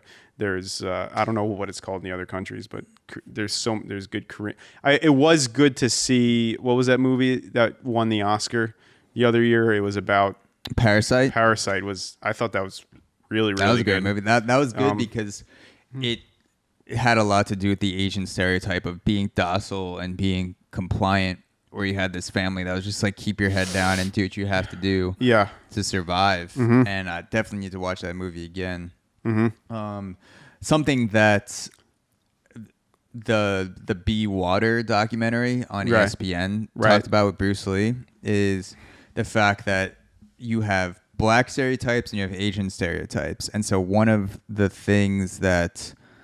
stereotypes that gets used against black people is that you should be more like Asians. Look at Asians. They're doing so well. You know, black people are loud or whatever. And like, if you just worked hard and keep your head down like Asians, you would be better off in society. And so I thought that was weird because it's like, you're like trying to tell a group of people to be better, but you're also using another stereotype to compare them. To compare, right. That's true. How you're being better. You're like, no, don't fall into your stereotype. Here's another stereotype of another group of people that you need to fall into. And then when you say that, you're not talking about all of the other things that go into a group of people succeeding or not, which is economic situations, household environments, financial opportunities, creative opportunities, things like that. And so I thought it was interesting that people somehow thought they were doing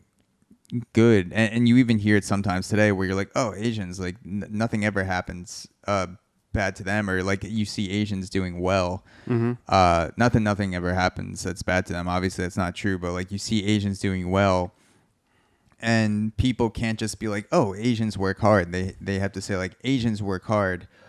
The reason why black people or other people aren't succeeding is because they don't work as hard as Asians. So just keep your head down and shut the fuck up, basically, and you'll succeed, which does not make sense because you're like zoning in on one particular stereotype, and you're trying to say this is the reason for a gigantic group success. Right. It's unfair to say that and there are a lot of Asians that are louder and that express themselves a lot and are not docile and compliant. It's just a stereotype, just like there are people in every group that are vocal and more loud and more expressive. Not all Asians fall into like that bowing stereotype that you see on screen, and that's why it's so important for Hollywood to have more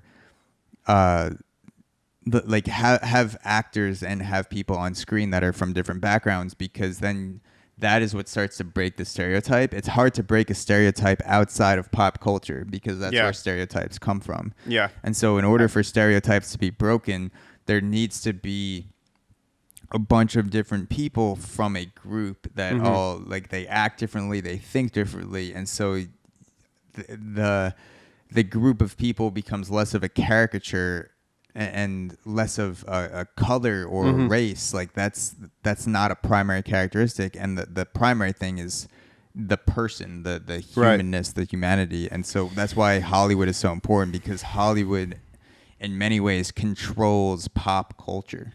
I agree, and I think one important thing to bring up is that it should still be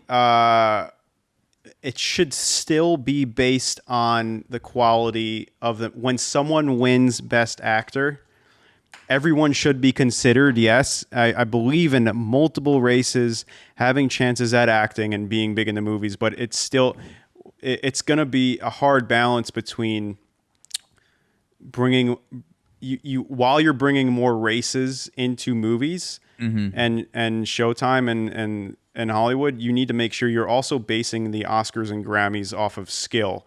That's a hard balance. Or even roles in general. I agree. The number, you can do two things at once. You can say we're going to look to cast a wider variety of people from different groups and races, and also keep the primary characteristic of this cast is who is the best actor. Who is the best actor and actress. The number one thing should be, is this a person the best actor for the role? What is their skill? And then as a byproduct, this person happens to be black or Asian or Indian, which is great. Whatever. And that Parasite won, and I believe actually they should have won. I'd agreed with that choice. That was a fucking amazing movie. No, and, that's what's important, because conversations about race and people of different races being hired always seem to go towards one end of the spectrum, where you need more diversity and you need to look at the way people look and hire them because they deserve it. But there's no handouts. And it's like, or you need to focus on skill. Like, it has to be one or the other. It can be both. You can say who are the best actors, and let's also open up our window of who to look for as I knock over both of these mics. Like, you can look at skill and also widen the scope of the people that you're selecting from and broaden your range. And of course, the best people, the highest skills, you want that to be rewarded. It would actually, it would hurt the industry if you just hired people that weren't skilled actors because they were a certain race, because you would give bad actors a chance. Like, if you just hired bad Asian actors because you wanted more Asians in your movie, people would say, oh, Asians are terrible actors. Like, we don't want them in our movie. Rather than just selecting the people who are best for the job, still have to focus on skill. And also have diversity in mind. Yeah, you still have to, whatever you're... It's always good for, what you were saying. You have to still keep the awards for objectively what was the best movie and objectively who was the best actor that year. But no matter what's happening in that realm, Bruce Lee in his era, I think, still had he did have a huge positive impact on the movie theater industry. And I remember hearing that it just became, or when reading about him, that it definitely normalized, which is a great thing, more Asians in the movie industry, and the appearance of them in the U.S. was positively impacted. And someone like Bruce Lee, who's breaking down barriers for Asian actors, is Ken Jeong. He said, instead of taking these Asian stereotype roles, I am going to take roles like The Hangover, where I play a crazy Asian that jumps out of the trunk of a car and talks in a Asian accent and does cocaine and acts crazy, because I'm not going to perpetuate the Asian stereotype. I'm not going to fall into that. So when I hear people mention Bruce Lee without saying Ken Jeong, that pisses me off. Yeah. I want to hear Ken. He wants to be walking down the sidewalk in the city, and Ken Jeong is just the absolute best actor I've ever seen. The way his form getting out of the trunk in The Hangover. He breaks down so many barriers. He's the drug dealer hopping out of a trunk, the crazy guy. Yes. He's the doctor. Yes. Just like all things that Asians aren't known for, he plays to try to break that down. Right. The craziest thing is he managed to be I guess this is a side note, but he managed to be a physician, and then also people started saying his stand-up was funny. He managed to be a physician and comedian, which was pretty and he wasn't getting work. His name is actually David Patterson, and he changed his name to Ken Jeong, so he would get work because he didn't want to fall into the Asian stereotype. Very flat offers with David Patterson. Just sounds like some dude that hunts in Wyoming. Yes. Okay, so what are your favorite movies involving martial arts in the past 10 years or so? Because any movie that is incorporating martial arts, whether it's kung fu, karate, jiu-jitsu combination, it's hard to imagine that the actors or director in that movie wasn't influenced by Bruce Lee in some way, because he went on to star in and then write and direct and choreograph so many fighting scenes. Yes. So let's talk about some of the movies that we like that incorporate martial arts. Yeah. Wait, this could be any type of, when you say martial arts, like MMA or... It could be literally any, I have a few any in my sort of mind. fighting. I have a few in my mind. Mine actually incorporates guns. Okay, fine. I have a few. Yeah, I mean, you have it with you now, actually, right? Yes. Right in the pocket. Yeah. Well, Yeah. make sure that goes off in your pants. Yeah. For people listening to this, I've actually just been holding David at gunpoint this entire conversation. Yeah, You it's not can't see captured on the video. camera, but if it were to be tilted a little lower, his left hand is holding a pistol pointed at my nuts. There's a guy off camera pointing a Glock at David's nutsack right now. None of my answers have been freeform. They've all been. There's a teleprompter. He's reading, yes, off teleprompter. Zach has a teleprompter behind his head, and then he has a pistol pointed at my nuts, just for the visual. The best movies that I think of are Kill Bill comes to mind with the fighting. That's just. I've actually never seen Kill Bill. That's a movie. I only saw on the my first list. one actually, which is people are going to yell at me for saying that, but I've also have Kill Bill 1, and I don't want to ruin it for you, but there's crazy death and fight scenes in that movie involving a sword and just unreal. First of all, that style of movie with the director, there's blood spatter everywhere, which is fun at times. And Kill Bill is a fucking awesome movie. The other one I'm thinking of is Warrior with Tom Hardy. Yeah. That's a good one because I fucking love Tom Hardy. Hey, Crystalia, if you're listening, I know you said Tom Hardy's 5'9", and there's an issue with that, but you know what? Tom Hardy is a fucking beast, dude. And Dude, he's a no, fucking, I know Crystalia likes him. Beast. Dude, yeah, baby. Dude, Tom Hardy, dude, he's so good at his facial expressions. And I think he just and I think Crystalia He actually likes doesn't him say words. He doesn't he just does facial expressions on screen for his next movie. I don't even think he has dialogue. He's so expressive that he can actually communicate dialogue through his facial expressions, much like Bruce Lee spoke dialogue through his bodily movements with Kung Fu. Yes. Tom Hardy uses his face like Bruce Lee used his body. No, seriously, he does. He hasn't since saying Also, Tom Hardy, people don't know Tom Hardy, half Asian. Not a lot of people know that. I didn't know it either. Thank you. Yeah, his full name's actually Tom Hardy Chong, but he changed it for Hollywood because he wanted to be able to get lead roles, which Asians don't. And he was if you stop the film The Hangover, when Ken Jeong rolls out of the trunk, Tom Hardy's actually situated. It's kind of in a shadow, but he is. He was Ken Jeong's stunt double in The Hangover. That's how Tom Hardy broke into the industry. Right. Yeah. And so Tom Hardy, that movie is about like a brother's story where they end up actually eventually competing against each other. But dude, Tom Hardy, like, just he's the face master. I don't know how else to describe it, but he in Dunkirk. He always seems like he seems like his neck is always sore too. Like he's like slightly leaned over. Well, his traps are so big in the Warrior, distorting his neck. Yeah. His traps are each 9 pounds, and in the Warrior, his head just naturally falls forward like a turtle. But it makes for some good fighting scenes. Like I cried at the end of Warrior when his brother is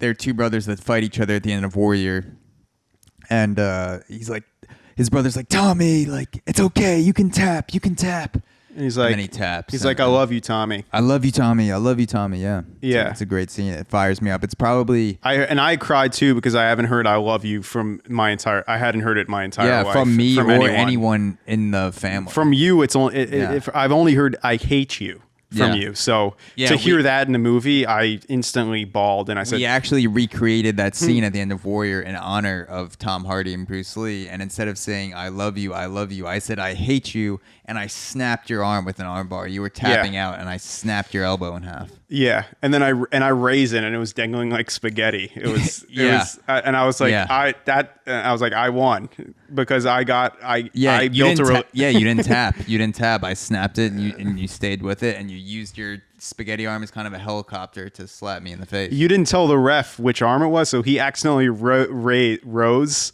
What is it? Raised rose? Raised. I don't fucking care. Raised the rose. Yeah.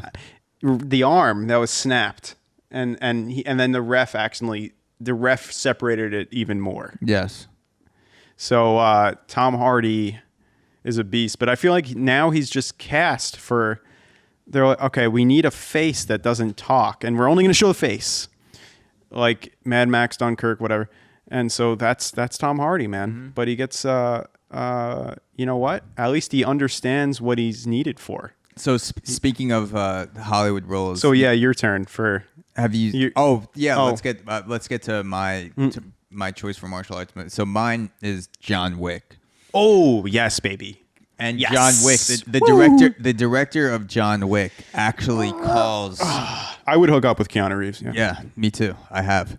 The director of John Wick actually calls the martial arts in John Wick GunFu because it involves guns, and it's a combination of judo, jiu-jitsu, and the tactical 3-gun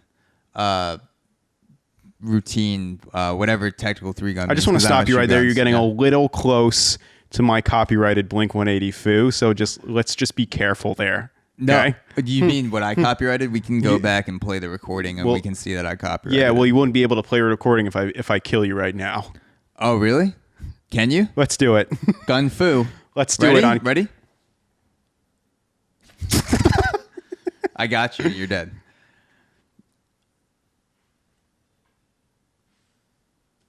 And we're back with the AUXORO. We're back. We're back with the AUXORO podcast. David's recovering from a bullet hole. So GunFu, I just demonstrated John Wick's GunFu, which is a combination of judo, jiu-jitsu, and a tactical 3-gun movement. And when I know nothing, I barely know anything about shooting guns, but when I think about martial arts, and I'm thinking about a movie that I like that was made recently that the good chance was influenced by Bruce Lee's fighting style on screen, is with Keanu Reeves and John Wick. The way that he fights in John Wick. It's fucking it's insane. The way they combine martial arts, throwing people, the art of judo, and shooting is unlike any movie I've ever seen. The only thing I don't like about John Wick is that the fighting scenes don't last long enough. It's almost like the storyline doesn't matter. I just want to see John Wick shoot people and fight people. That's how good the fighting scenes are. If they just had 1 2-hour fight scene, my jaw would just be dropped. I wouldn't leave the theater. I wouldn't blink. I would just be watching John fulfill his destiny. Exactly. So as we start to wrap up here, we've been going for 1 hour and 43 minutes. That's fucking good, dude. What's your longest podcast, by the way? 2 minutes. So this is blown away. You're pushing your mental and physical capacity right now. Yeah, usually I run out of steam after 2 minutes, and we've blown that away by 1 minute and 1 hour and 41 minutes. So I was wondering what it's like to be in a 127-hour situation, and this is close because I've only for 2 hours. For 2 hours, I've only had access to coffee and a microphone, and that's similar to the life or death situation that. What was his name? James Franco's friend was in. So I think I've had a life altering situation. So let's talk about something before we get into Bruce Lee's philosophy, like hardline Bruce Lee philosophy. Something that combines Hollywood and a little bit of philosophy is Once Upon a Time in Hollywood. Did you see that movie? Yes. So there's a character that plays Bruce Lee in the movie, and in the movie Bruce Lee is depicted as very arrogant. He has an ego. Brad Pitt's character kicks his ass, and Quentin Tarantino talks about the depiction of Bruce Lee, and he says, like the point of that movie, the point of that scene is to show not how bad Bruce Lee is or how much ego Bruce Lee has, but to show how badass Brad Pitt's character is, because Brad Pitt's character is fake. Like, Yes. he just wants Brad Pitt to be able to beat Bruce Lee. And also, Quentin Tarantino says he read Bruce Lee's, he's read about Bruce Lee. He obviously knows a lot about Bruce Lee as one of the most badass directors in Hollywood. And Quentin Tarantino says that, yeah, Bruce Lee was kind of an asshole. Like, he was arrogant. He was one of the biggest movie stars in the world. He was sure of himself. He had was the confident. temper, right? Yeah, and sometimes you come off as an asshole, and people got mad at him for that. There's backlash from Bruce Lee's family, which I understand. That he eventually, he killed them because of his temper. Yeah. And I understand why Bruce Lee's family would be pissed off at his depiction. Well, the first point I want to make is that Once Upon a Time in Hollywood, it's literally in the title. It's a story. Once Upon a Time. There's a lot of things in that movie that just never happened. They're kind of these fantastical extensions based on some events that did happen. And Quentin Tarantino is telling the story of what if. And so in this alternate universe, which is what it is, Bruce Lee is this arrogant asshole guy that can get the shit kicked out of him by Brad Pitt's character, who's a stunt double. And so it's not meant to be a depiction of reality. Number two is that why can't it be both? Why can't Bruce Lee be great at what he did? He was great at martial arts, great at philosophy, great at acting in martial arts movies. Why can't he also be someone who could have been an asshole sometimes? And they even mentioned that in the documentary Be Water. The reason why Bruce Lee was so great is because he knew what he wanted. He was vocal about what he wanted. He was paid a lot of attention to detail, and he wasn't always the most fun to work with. Right. And I think in order to be great at something, you have to be a little bit of an asshole sometimes to get what you want. You're going to come off as an asshole. And so I don't think Quentin Tarantino depicting Bruce Lee as an arrogant asshole, even if there was some truth to it, really takes away from his greatness, because part of the reason that made Bruce Lee great was also part of the reason why some people maybe didn't like him or didn't like working with him sometimes. Not taking away from the greatness of Bruce Lee at all, but it's just like a reality of the things that you need to do, especially as an Asian actor in Hollywood who had to do 3 times as much work to get to where he was as just like any other white guy who was a famous actor at the time back in the 70s. Like, he had to be super particular and vocal and fight for every line that he had in the movie and every fight sequence and shit like that. And so I don't think he it takes did his away. own stunts too, No, he did everything. And so I don't think it has to be like, oh, was he this great guy? Was he an asshole? Like, it's a combination. He was a human being. There are things that he didn't have made public that people didn't see. He even says in the documentary, he's asked about, you know, the people in Hollywood and the Hollywood lifestyle and vices and shit like that, and he says something like, yeah, I'm not as bad as some of the guys in Hollywood that you see, but I'm not a saint either. And so he says, he admits I'm not always the greatest human being. I'm a human, and I'm one of the biggest movie stars in the world, and sometimes I'm an asshole, and I think that's okay. I think sometimes I'm an asshole, and that's just part of being human. It's most of the time.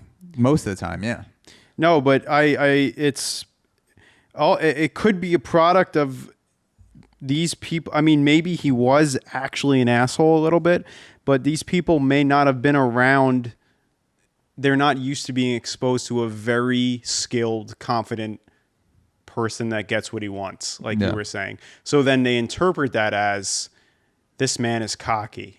Whereas really he might have just been a successful, not might have, he was. He was a successful actor that got what he wants, and he had to fight for the scenes that he wanted in the movies and the types of sequences that he wanted. And it came along with his personality. His personality came along with what he did. And should you do your best to respect those around you? Yes, but he admitted that he had a temper. He was real with people. No one's perfect, so at least he acknowledged his issue, and I'm sure hopefully he tried to improve upon it. 100%. You know, but yeah. So to dive deeper into Bruce Lee's philosophy, to get into some of the specific things he says, one of these things he talks about is he says, I cannot teach you. I can only help you express yourself. Nothing Right. more. I cannot teach you. I can only help you express yourself. Nothing more. And when I heard this quote, it made me think of the quote unquote life coaching industry that's Yes. so popular on social media, Instagram, where people literally make livings on teaching you how to live. How to like live. teaching you this, like, I have the secret to living. I have the secret to making money. I have the secret to being healthier. Also, no one else knows it, and it can only be unlocked by sending me 3 payments of $99.99 Right. for the Not next bad. 3 months. Not bad, and actually. that's like the basic training. Yeah, no, and after this episode is brought to you by AUXORO Self-Help, and you can get access to all of the secrets to living for only 3 million Bitcoin per month. That's not bad. Yeah. For those who are There's- watching, that's actually it's not a pretty good deal. rip-off. It's a pretty good deal. But yeah, what do you think about the life coaching industry or the self-help industry? Because it's a dangerous path. I even feel it with podcasting, where it's like, I don't want to come off as telling people how to live. I more want to talk about what's worked for me, and then people can That's a take good approach. that. People can take that for what they want. Leave what you like. Listen to nothing. Listen to everything. Or take some of it. Call me an idiot. Whatever it is. I'm talking about things that I've experienced or work for me, and talk to other people who have also experienced things. But I don't want to come off as I'm a teacher of life in some way. I've gone to psychologists, and I've read several books that are supposedly supposed to help you improve your routines in life. Subtle Art of Not Giving a Fuck, Miracle Morning, the list goes on, like how your brain works, things like that. But like, no one can. I think the purpose of life coaching should, and going to therapy should. They can never tell you what to do, because then that's for them. If a psychologist is telling you what decision to make, then that means they're you, and then everything's pointless. You have to discover things about yourself by diving deeper into asking the right questions. So if you can't decide on a career, or you're confused about a relationship, they can't tell you to break up. They can't tell you to go into accounting or writing or something. They could just help you ask the right questions and help you discover things about yourself. So like you said, if someone tells you, I have the secret to life in this juice or this workout or this course, it's not, you're going to go through it and then be in literally the same spot. Because what do you think? Someone's going to come here and magically lift you into a better life? It's not going to happen. So I think self-help things are good to an extent. Eventually, the second part of what I want to say is eventually put your self-help books into action. Like, you've been writing down your thoughts all these days, writing down your to-do list. Take action now. Like, experiment with a career, experiment with a relationship, go on travel. Like you went to Iceland, travel to a fucking country and experience things. Don't just keep writing in your journal. Need to travel, need to gain perspective. Yeah. Like, you have to take it upon yourself to do these things. No one else is going to do it for you. That's what I think. Yeah. And I've talked about journaling. Sometimes I feel like I'm working for the journaling instead of making the journal work for you. That copyright that right there. Don't work for the journal. Make the journal work for you. New York Times. Exactly. You saw that here first, AUXORO. 100%. There have been days, like I used to do the super structured journal where I had the journal with prompts written out and everything was predetermined, and you write it in this order. And then I felt like I was just journaling to get it done and not actually journaling what's on my mind. So now I do more of a free form journal, and I don't beat myself up if I don't do it every day. And that has given me, ironically, it's made me want to journal more because of the freedom in doing it. And the reason I'm saying that is because I've also felt that creatively with things like podcasting, because when I started out in podcasting, I copy podcasters that I like. You start doing something. It's kind of like covers and music. You don't know how to make your own song yet. You don't have any experience, so you like learn how to play other things. It's been done right for thousands of years. Why not look at someone doing it? So I would watch podcasts. I would listen to podcasts and say, okay, how do they do their intro? What type of questions are they asking? And then I realized about 2 years into podcasting, okay, that was a good first step. You copied other podcasters. You were pulling on them for inspiration constantly. Now take a step back from that and create for yourself. Don't seek approval of your heroes. Don't seek approval of the people you look up to. Take inspirations from them. Admire other people creatively. Look to absorb the things that work and then put them through your own filter. Yeah. And then create what comes out of you. But don't ask yourself, would Joe Rogan approve this, or would Tim Ferriss approve this, or would Travis Barker approve this? Like, they wouldn't want you to seek their approval. If someone's truly great at what they do, they won't want beginners to seek their approval. They will probably be happy to give insights or talk about what's worked for them. But that was a big growing point for me as a podcaster, where I made that separation between, okay, these people are great in the field of podcasting. I am also not going to seek the approval of these people who are great. I'm going to take what works from other people I like, then I'm going to incorporate that creatively. And once I absorb the inspiration, I'm going to let go and create freely without seeking approval from others. Yeah, that's perfect. Don't ever try to seek approval.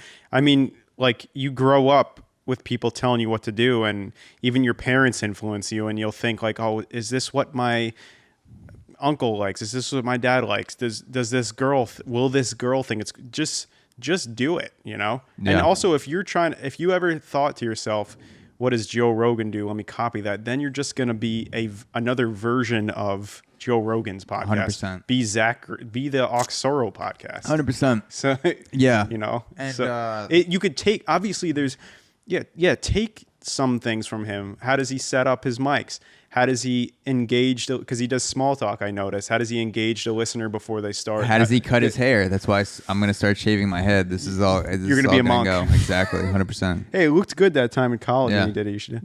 Yeah, you should. Yeah, no. So like, you take pointers from pros, and then eventually you add your own flavor to it. That's a good way to put it, I think. Just like you were saying, it's all ice cream, right? All say podcasts, you make it your own fucking flavor. Like you take some of the fundamentals from what a podcast you admire, and then make it your twist. That's the like thing. An ice cream twist. An ice cream twist. Yes. So we can end on a cheesy analogy. Yes. No. Well, I thought a good way to end. So let's do something better than that. We started the podcast talking about exiting life. Yes. And unfortunately, Bruce Lee exited life. He died at 32 years old. He was super young. It was people say it was a cerebral edema that was possibly caused by painkillers. He had a migraine headache and swelling of the brain. He took painkillers to help ease the headache, and he went down to go to sleep, and he never woke up. And he pulled a Michael Jackson. Exactly. People have all sort of conspiracy theories about Bruce Lee's death, and then also his son Brandon Lee also died in a weird way on set, where someone supposedly shot him with a prop gun, and then it ended up having a piece of a bullet inside or something like that. But like, there's a lot of mystery and conspiracy around Bruce Lee's death, which brings me to my conspiracy about Bruce Lee's death, the way that he exited life. Which is 100. Before you say it, it's correct. Yeah. What Zach's about to say, this is what happened. Just accept that reality is a suggestion, and everything I'm saying is true. It's true. My conspiracy theory which is 100% true, by the way. It's definitely. Bruce Lee actually didn't die. He was kept alive by the CIA and turned into a murder machine for the CIA, and eventually he broke in and killed Jeffrey Epstein in jail. Yep. When Jeffrey Epstein was apprehended, put in New York City jail, Bruce Lee was trained by the CIA to go and kill Jeffrey Epstein to cover up for all of the things that he helped people do with the island and children, things like that. Bruce Lee was actually turned into a ninja warrior for the CIA's use, much like Zoolander when he tried to kill the Prime Minister of Malaysia. Yes. I think, a lot of people say, why not just send in the SWAT team? Why not hire a hitman and the government covers it up? A lot of people are saying that's easier. Or hide Bruce Lee for 40 or so years. Bring him out and then improve his training upon what his skill already was, which is very hard. Then use him to evade the cameras and get rid of the security guards, and then kill Jeffrey Epstein. And I think that's the most plausible. That's the most plausible idea. There's no holes in that conspiracy whatsoever. There's no holes. So I think a good way to end off, and also because I have to pee very badly. I do too. I've had this 2 hours. And I think 1 I minute. had for everyone watching. I think this is my 15th cup, and my heart is actually out. Usually, your chest wall covers your heart. My heart is outside of my chest. Yes. So speaking of failure, or speaking of heart failure, which is something that people sometimes regularly exit life from. Here's a quote from Bruce Lee about failure, and this is a great way to end off. Bruce Lee says, "Don't fear failure. It's not failure you should fear, but low aim is the crime. Not failure, but low aim is the crime. In great attempts, it is glorious even to fail." I'll say that again. Don't fear failure. Not failure, but low aim is the crime. In great attempts, it is glorious even to fail. So don't focus on the failure. Go for it. Change Hollywood with the way that you want to choreograph fights and act. Become a leading Asian actor. That is the one thing that I want to leave people with. No matter your race, background, ethnicity, if you want to become an Asian actor in Hollywood, you can do that. It doesn't matter. yes, Don't focus on failure. Realize that aiming low is the crime, like Bruce Lee says, and that if you're trying to do something great, it's okay to fail. Just adjust, pivot. You don't have to always start over. That's a lot of times, even in failure, you can find things in the rubble that you can save, and you don't have to start again from zero. And then you just keep doing it again, and then you die. life. That's life. Life is a lot of pivoting, failure. See, people think you shouldn't go unscathed in life. You're gonna fail. You're gonna reach a lot of roadblocks, but you have to. I mean, I 100% agree with what he's saying. Don't be, and also if you don't try not to compare yourself to people so much, because you'll. And whereas you are actually very successful, like then you compare yourself to someone else and you think you're mediocre. So maybe you are on a good trajectory if you're being consistent and you're doing well, and then you look somewhere else and you're like, holy shit, I'm so behind. You're not. Like, compared to yourself yesterday, you're doing well. It reminds me of like this guy, I forget his name, but he was kicked out of Metallica, started Megadeth, and he was extremely successful. I'm pretty sure he's a millionaire from the record sold for Megadeth, but his whole life, whereas he sold something like, I don't know, 50 million records, his whole life he compared himself to Metallica, who sold like 180 million records. And by that measure, you're not successful. I don't think that's a correct measure. So always just try to aim high and improve upon yourself. It's a good way to end off. Yesterday. Stop Asian hate. Don't feel failure. Anyone can be an elite Asian actor. Yeah, anyone. Buy my course. Buy my course. 3 million Bitcoin. Yes. And thank you, Bruce Lee. Thank you for the work that you did we are Bruce Lee, very baby. grateful. I enjoyed researching Bruce Lee and learning about him and his philosophy and martial arts. I'll continue And to read about. Yeah, we'll I will. continue to read about him. Continue to watch his movie. I watched Enter the Dragon to get ready for this. Yeah. Watch the documentary. You can watch Enter the Dragon tonight. It's a great movie. And yeah, thank you, Bruce Lee. And I hope you guys got something out of this as well. And I will talk to you guys next time.